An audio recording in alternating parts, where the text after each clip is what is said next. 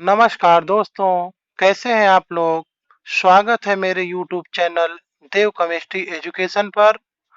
आप लोग वीडियो को लाइक करें और मेरे चैनल को सब्सक्राइब करें तथा बेल आइकन को दबा दें जिससे आपको वीडियो के नोटिफिकेशन मिलते रहें। आज की वीडियो में हम लोग पराशर दाब के नियम तथा वन हाफ समीकरण का अध्ययन करेंगे। पराशरण तथा पराशर दाब के वीडियो के लिंक नीचे डिस्क्रिप्शन बॉक्स में दिए गए हैं, जो लोग नहीं देखे हैं उसे देख लेंगे। तो पराशर दाब के नियम जो है वो और तथा वन हाफ समीकरण गैसी नियम पर आधारित है। गैसी नियम कक्षा 11 में आप लोग पढ़े होंगे। गैसी नियम में बायल का नियम होता है, चार्ल्स का नियम होता है तथा आदर्श गैस समीकरण होता है। वान हाफ ने अपने प्रयोगों के आधार पर सन 1877 में यह निष्कर्ष निकाला कि किसी विलयन में उपस्थित विलेय कण गैस के अणुओं की भांति व्यवहार करते हैं। उन्होंने यह भी ज्ञात किया कि सामान्य गैसीय नियमों को तनु विलयनों पर भी लागू किया जा सकता है। यानी जो बायल के नियम और चार्ल्स के नियम और आदर्श गैस समीकरण है वो गैसों के लिए होते हैं, तो यहाँ ये तनु विलयनों पर भी लागू किए जा सकते हैं। तो यही बताया था किसने? वान हाफ ने। जब सामान्य गैस नियमों को विलयनों पर लागू किया जाता है तो उन्हें पराशर दाब के नियम कहा जाता है। ये नियम निम्नलिखित है। तो पहला नियम है बायल वान हाफ का नियम, जो कि बायल के गैसीय नियम पर आधारित है। तो इसको भी हम लोग देख ले रहे हैं। इस नियम के अनुसार स्थिर ताप पर किसी तनु विलयन का परासरण दाब उसके सांद्रण के समानुपाती होता है। माना कि एक तनु विलयन का परासरण दाब पाई, यहाँ पे पाई परासरण दाब को प्रदर्शित कर रहा है, हम इसको पी से भी प्रदर्शित कर सकते हैं, तथा सांद्रण सी है।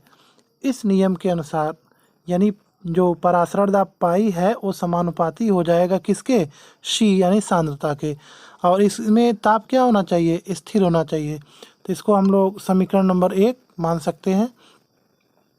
अब आगे हम लोग देखेंगे, यदि विलयन की सांद्रता 1 मोल प्रति लीटर हो, यानी हम सी के जगह क्या रख सकते हैं? 1/, भी रख सकते हैं। तो इस स्थिति में ये जो समीकरण होगा इस रूप में आ जाएगा, पाई समानुपाते 1/, भी हो जाएगा स्थिर ताप पर। तो यह संबंध जो आया है वह किसके समान है? बायल के गैसीय नियम के समान है। इस समीकरण को हम बायल वान हाफ का नियम कहते हैं। अब हम बात करेंगे चार्ल्स वान हाफ का नियम, जो कि चार्ल्स के नियम पर आधारित है। इस नियम के अनुसार यदि किसी तनु विलयन का सांद्रण स्थिर रखा जाए तो उसका परासरण दाब पाई परम ताप के समानुपाती होता है। तो इसको गणितीय रूप में हो जाएगा पाई समानुपाते टी, यानी इसका जो परासरण दाब के बीच में जो ताप का संबंध होता है वो समानुपाती का होता है। यानी ताप बढ़ाएंगे तो परासरण दाब भी क्या होगा? बढ़ेगा। और लेकिन सांद्रण क्या होना चाहिए? स्थिर होना चाहिए। तो ये जो संबंध है वो चार्ल्स के गैसीय नियम से मिलता जुलता है, यानी उसी के समान है। इसलिए इस समीकरण को हम क्या कहते हैं? चार्ल्स वान हाफ का नियम कहते हैं। तो अब हम लोग देखेंगे आवोगाद्रो वान हाफ नियम, तो इसको भी देख ले रहे हैं। इस नियम के अनुसार यदि 2 तनु विलयनों के ताप तथा परासरण दाब समान हो तो उसके समान आयतन में मोलों की संख्या यानी अणुओं की संख्या समान होगी। यह जो कथन है गैसों द्वारा आवोगाद्रो के नियम के समान है, इसलिए इस नियम को हम क्या कहेंगे? आवोगाद्रो वान हाफ का नियम कहेंगे। तो जैसा कि हम लोग जानते हैं कि बायल का नियम और चार्ल्स का नियम और आवोगाद्रो का नियम जब मिलाते हैं तो एक समीकरण प्राप्त होता है जिसे हम आदर्श गैस समीकरण कहते हैं। तो इसी प्रकार से यहाँ जो हमने बताया है पहले कि वान हाफ समीकरण किसकी तरह होता है? आदर्श गैस समीकरण की तरह होता है। तो यहाँ भी वान हाफ समीकरण हमको कैसे प्राप्त होगा? बायल वान हाफ का नियम और चार्ल्स वान हाफ का नियम मिलाएंगे तो जो समीकरण प्राप्त होगा वो हमारा क्या होगा? वान हाफ समीकरण होगा। तो तो हम लोग इसको भी देख ले रहे हैं। तो अभी अभी बताया गया है बायल वांट हाफ नियम के अनुसार क्या होगा, पाई डायरेक्टली प्रोपोर्शनल टू सी। उसके बाद चार्ल्स वांट हाफ नियम क्या होगा, पाई डायरेक्टली प्रोपोर्शनल टू टी। और जब दोनों समीकरण को हम मिलाएंगे तो पाई हो जाएगा directly proportional to c into t. और जब प्रोपोर्शनलिटी का साइन को बराबर के साइन में ले आएंगे तो यहाँ एक स्थिरांक आ जाएगा आर। तो जो समीकरण बनेगा हमारा, पाई बराबर हो जाएगा सी आर टी। और यह इस समीकरण में जो आर है एक स्थिरांक है जिसे हम विलयन स्थिरांक कहते हैं। इसको यस से भी प्रदर्शित कर सकते हैं।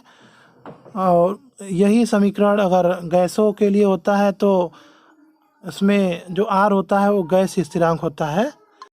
यहाँ पे जो आर है वो गैसी नियम के आर से ही मिलता जुलता है। इसका मान भी गैसी नियम के आर के मान के ही बराबर होता है। ये वान ठाप नामक वैज्ञानिक ने इसको सिद्ध किया था। तो आर के मान अलग अलग इकाइयों में अलग अलग होते हैं। उसको जब क्वेश्चन सॉल्व करोगे इस पर आधारित तो वहाँ पे मान दिए रहेंगे क्वेश्चन में। तो आगे हम लोग अब देखते हैं, जो हमारा जो सांद्रता C होता है वो मोलों की संख्या बटे आयतन होता है। तो अब हम इस समीकरण में हम सांद्रता C की जगह क्या रख देंगे, N/V रख देंगे। तो ये समीकरण इस रूप में प्राप्त हो जाएगा, पाई बराबर हो जाएगा N/V इंटू RT। तो जब भी को इस साइड ले आएंगे तो पाई भी बराबर हो जाएगा NRT।